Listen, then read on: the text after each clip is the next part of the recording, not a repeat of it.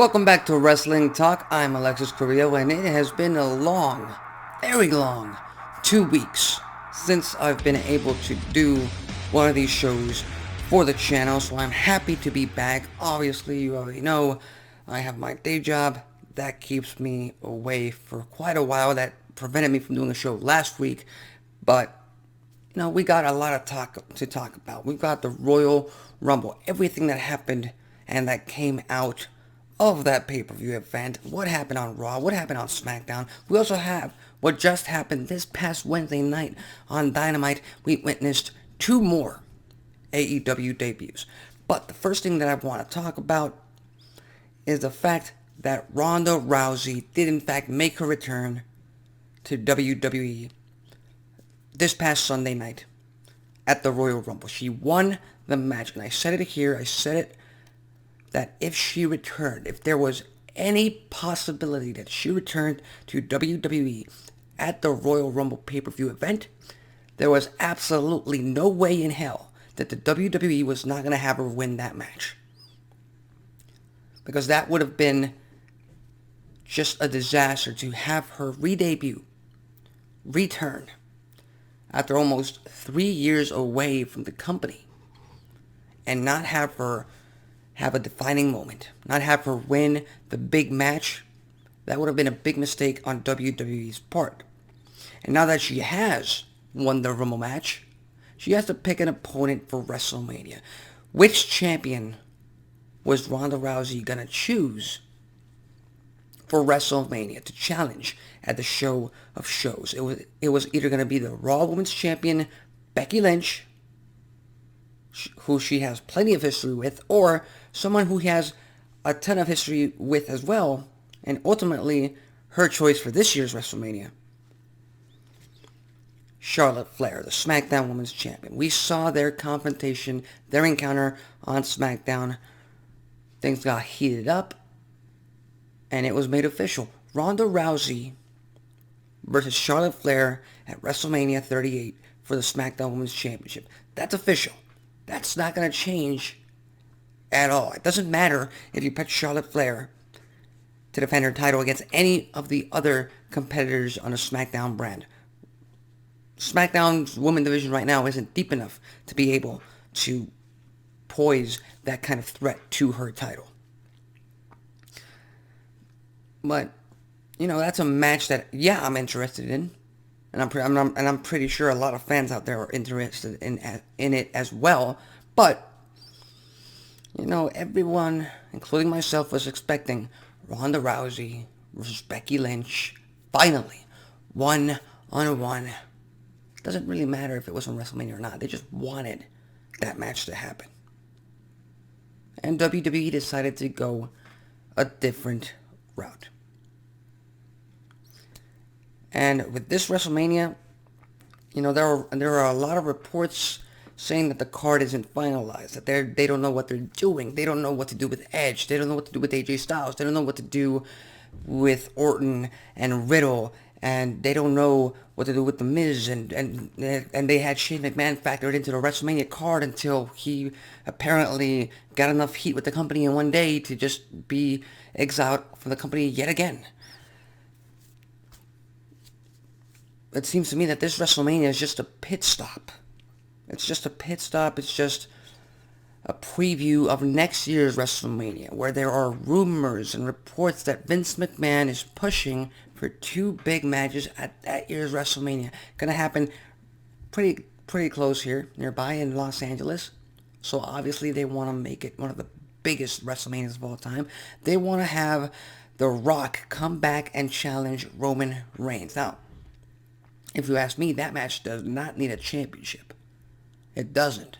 As a matter of fact, I would prioritize to not have it for a championship. Because if it's not for a title, if that match ever happens, and it's for a title, 9 times out of 10, Roman Reigns is going to win that match. But if it's one-on-one, no title on the line, you got the Tribal Chief against the Great One at WrestleMania, it could go either way.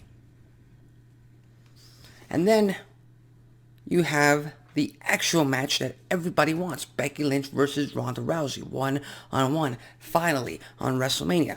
It seems to me that those are the rumored, reported, and the hopeful main events for next year's WrestleMania. So while the main events we're getting at WrestleMania this year are not too bad, they're interesting enough to be worthy of being WrestleMania main events, they're not quite the best that the WWE can give us. And that is Roman Reigns versus Brock Lesnar for the Universal Championship. I'm hoping it's just for the Universal title, because Bobby Lashley needs to retain that title at Elimination Chamber. Otherwise, his second WWE Championship reign is going to be, 2, 3, 4 weeks long? He beat Brock Lesnar thanks to Roman Reigns, and then he stepped inside an Elimination Chamber and lost the title. You know how bad the almighty Bobby Lashley is going to look after that?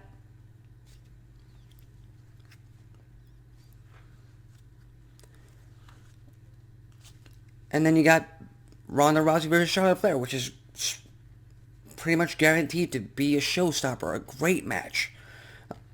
And, well, first of all, they have to set up Ronda Rousey to actually be a babyface, for one, because those promos that she's been dishing out on WWE TV since her return, they've been kind of heelish. They've been kind of passive-aggressive to the fans, and you can ask anybody in the WWE universe, they do not want to cheer and support and chant Charlotte Flair. They don't.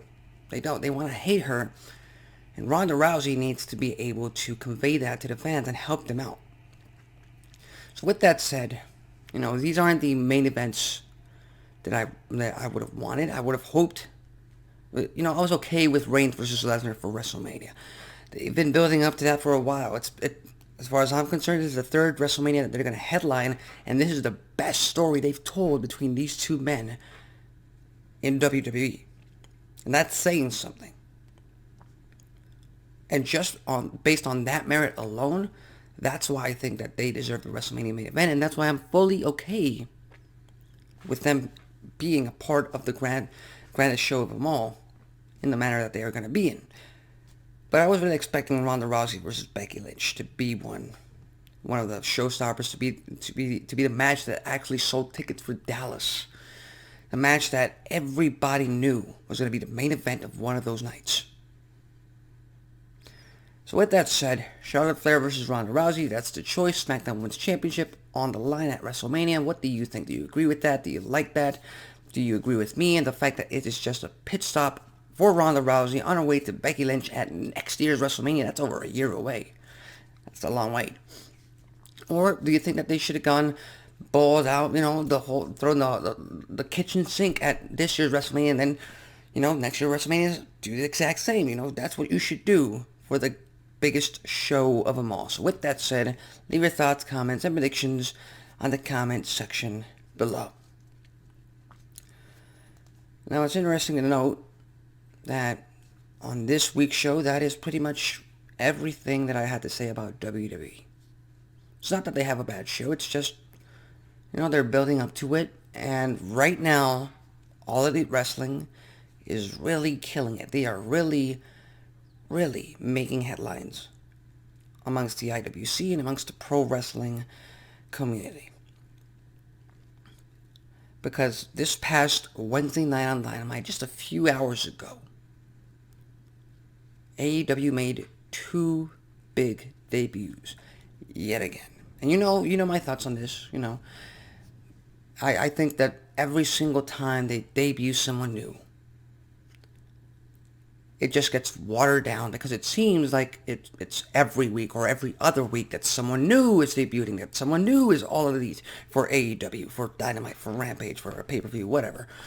It just seems like it doesn't really matter as much, or as it should, to have all these guys debut and actually make a big impact. And if you ask me, it doesn't really matter in terms of selling tickets or bumping the ratings or making an actual dent in the pro wrestling industry, because if guys like CM Punk and Bryan Danielson making their debuts for AEW and jumping ship, guys who were always WWE loyalty guys, making their debut for the rival, for the competition, if that didn't boost up ratings, if that didn't make a dent for them in their battle against WWE, then any other wrestler not named Hogan, Rock, or Stone Cold Steve Austin was not going to be as important, was not going to be groundbreaking. And, I'm a fan. I've already told you, I'm a fan of Keith Lee. I've been a fan since his time in NXT. He was double champion. He was the NXT champion. He killed it. And then he debuted on the main roster, and WWE just completely shit the bed. They did not know what to do with him. They didn't. They had a tried and true formula. How many times did they do that for Braun Strowman? A big muscle guy who could not go, who couldn't wrestle an inch of what Keith Lee is capable of doing in that squared circle. And they did that for Braun Strowman time and time and time again. And they gave Keith Lee a few props. They did. Survivor Series 2019, he was phenomenal in that elimination tag team match. And then at the 2020 Royal Rumble match, he went toe-to-toe with Brock Lesnar, and Lesnar made him look strong, which doesn't really happen. So they had it right then and there. And then WWE tried to give him a gimmick. And that's where it all went to shit. You could look at current United States champion Damian Priest. Damian Priest was undefeated for 10 months. Damian Priest was winning matches left and right. Damian Priest was looking like a badass and like the next world champion in WWE. And as soon as they gave him his stupid anger management rage Damian gimmick, he starts losing matches. He starts losing them by count, by DQs. Starts making Damian Priest look like a joke. And that's not something you want. But hey, it's WWE. They can do whatever they want, and they're not being pushed by AEW yet. So that's on them. But as far as I'm concerned, Keith Lee and Jay White making their debuts for AEW on Dynamite.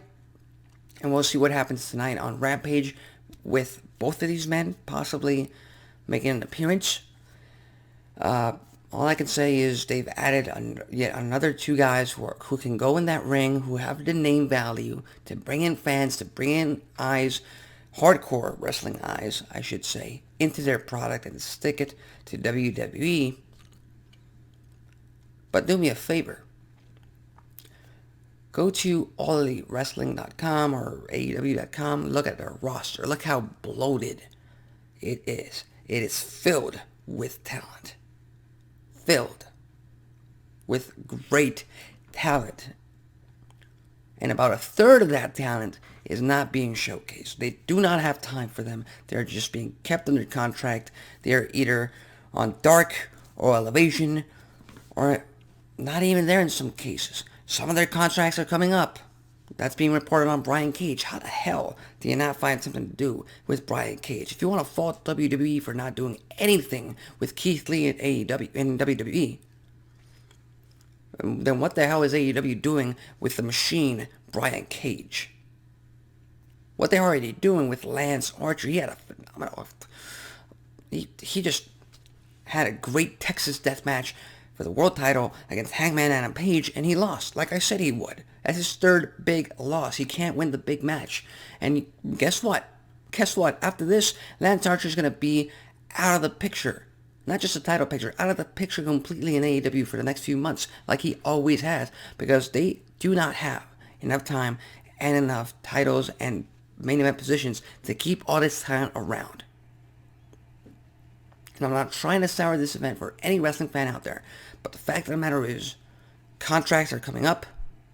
Contracts will not be renewed, as Tony Khan has said it, and fans will be disappointed. And the narrative is going to be that, AEW didn't fire them. So it's different from WWE. They didn't fire them. Their contract ran up. They've signed all these new guys. They can't keep throwing money at it, and they had to go. They had to go. And that's the narrative that the IWC takes with AEW versus WWE, and it's a narrative that I don't like. But other than that, congratulations to Keith Lee on his recent wedding to Mia Yim. Congratulations on his debut. Jay White, he's getting pretty busy. I mean, he debuted for AEW. I think he's making an appearance on tonight's show for Rampage. On Saturday night, he has, well, not next week Saturday night. At No Surrender, he's facing off against Eric Young. He's been working with Impact Wrestling. He's been trying to have Chris Bay under his wing. So Jay White's being pretty busy right now. So props to both of these men, and let's see what they have in store for them in the future for AEW. But what do you think? What do you think AEW is going to do with Keith Lee, with Jay White, in the very near future? Leave your thoughts, comments, and predictions on the comment section below. And yet again, we have to talk about a segment where I was right.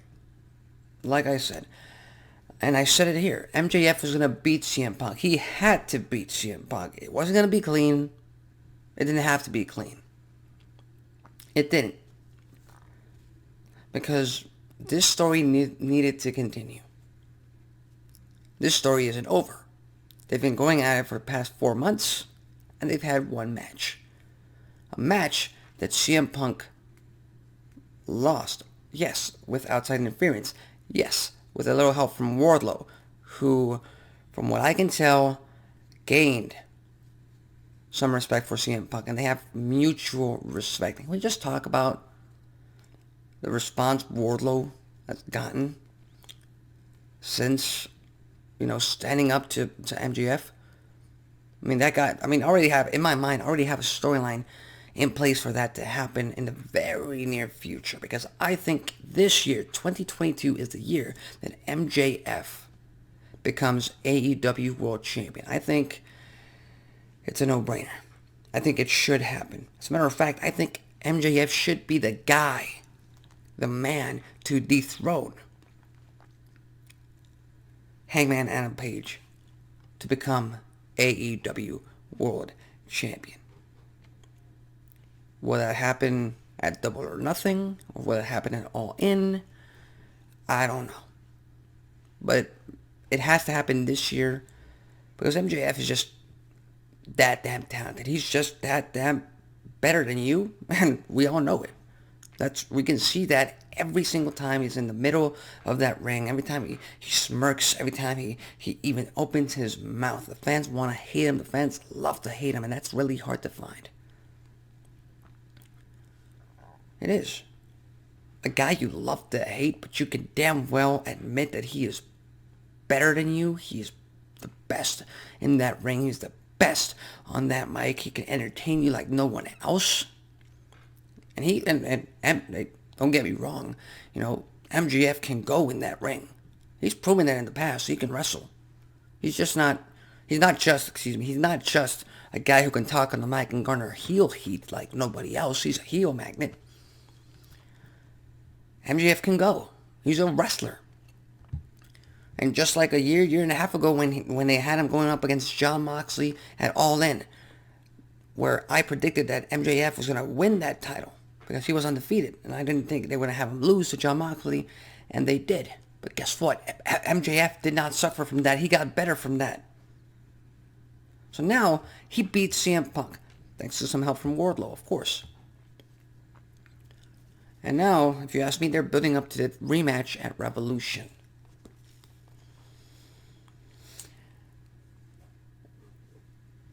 And I know that Pro Wrestling 101 dictates that CM Punk get his win back, and then eventually they're gonna pop another big rating on Dynamite with the rubber match, with the third match on TV. That seems like a logical choice. That seems like Pro Wrestling 101. One win for the heel, one win for the babyface.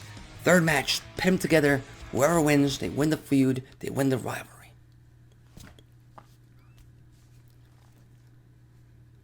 But here's an idea. Why not have MJF beat CM Punk in the rematch? Why not have MJF beat CM Punk every single time they're in that ring? today, tomorrow, in the future, a year from now, 5 years from now, it doesn't matter. Why not have it be that CM Punk can just never beat MJF? And you know the beauty of this idea? Doing what I just said, having CM Punk never been able to beat MJF does not hurt CM Punk. Because CM Punk is a world champion, a multi-time world champion. He's a first ballot Hall of Famer in whichever Pro Wrestling Hall of Fame you want to talk about. He's had 5-star matches. He's garnered crowd reactions that rival those of the greatest legends in the past. That's CM Punk. So having CM Punk lose to MJF and having CM Punk not be able to beat one of the best that AEW has to offer, and someone who I'm sure, when it's all said and done, 20 years down the line, MJF will be known as one of the greatest stars in pro wrestling history.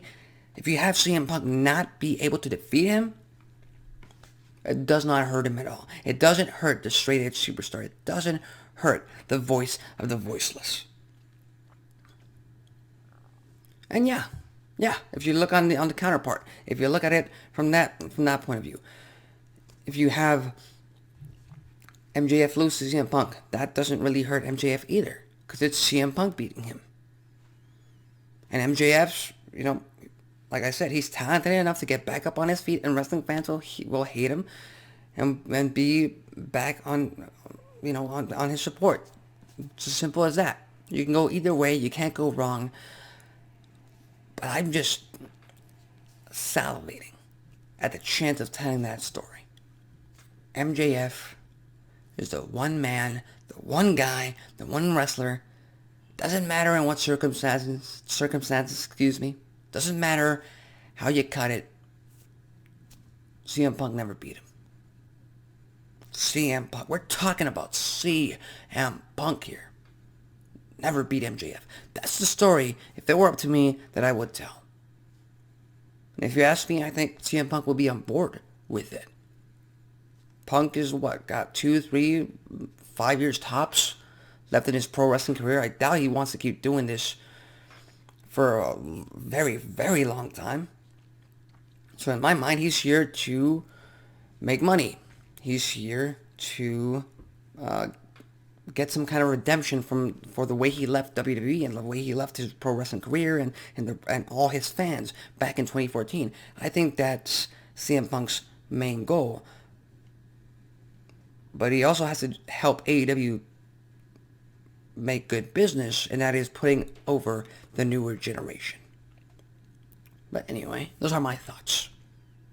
My thought is MJF beats CM Punk every single time they're in the middle of that ring. One-on-one.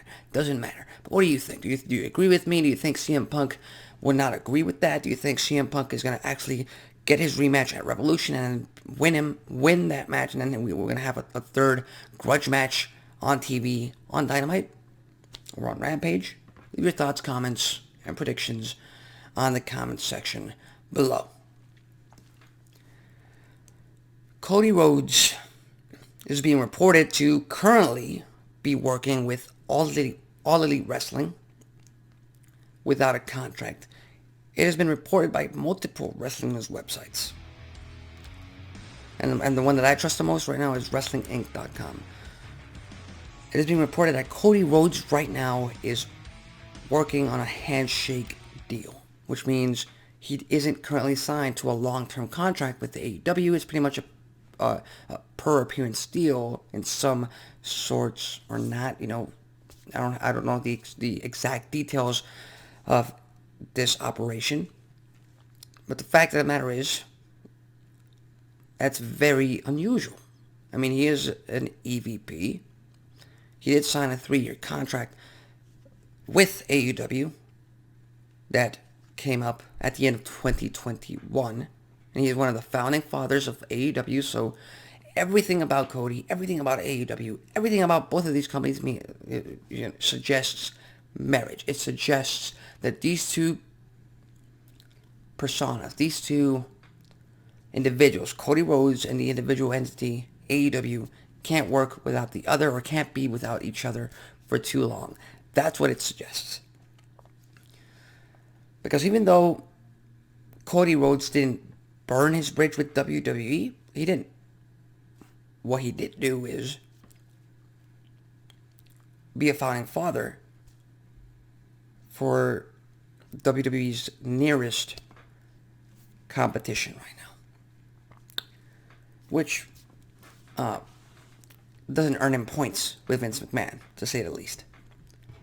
So if he's working on a handshake deal, and he did this while still being TNT champion, a lot of fans were speculating that he was going to appear at the Rumble.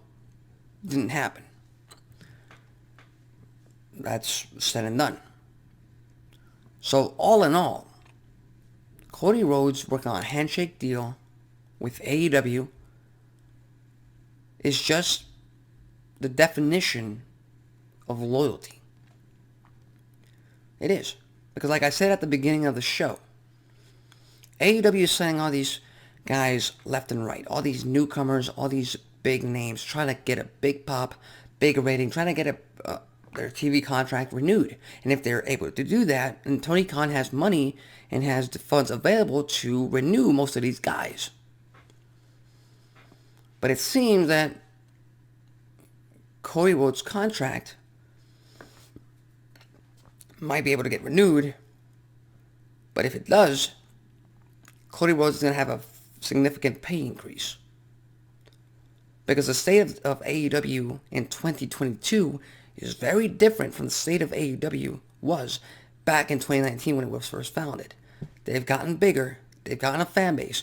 They know that Cody Rhodes is valuable to the brand.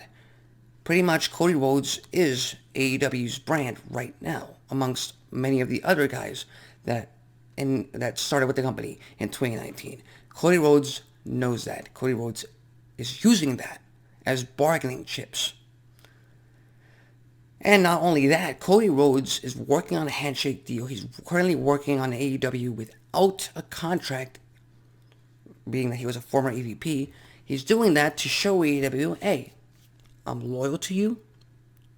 I'm not willing to call you out on the fact that I'm working without a contract in a bad way. I'm not demanding that you give me a renewal or a salary increase via social media or publicly. I'm not doing that. But hey, if I leave AEW, it's going to create some big negative headlines for you amongst the IWC. As much as the IWC claims to not like Cody Rhodes for the most part, the IWC understands loyalty.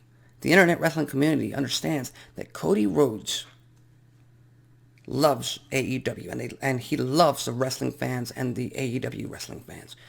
The IWC knows that. So that's why both Tony Khan and Cody are being as careful as possible with everything that is going on with their contracts. And do I think Cody Rhodes is going to jeopardize that by having talks with WWE about returning? Hell no. I mean, the most Cody Rhodes did in WWE was be dashing and a fantastic Intercontinental Champion.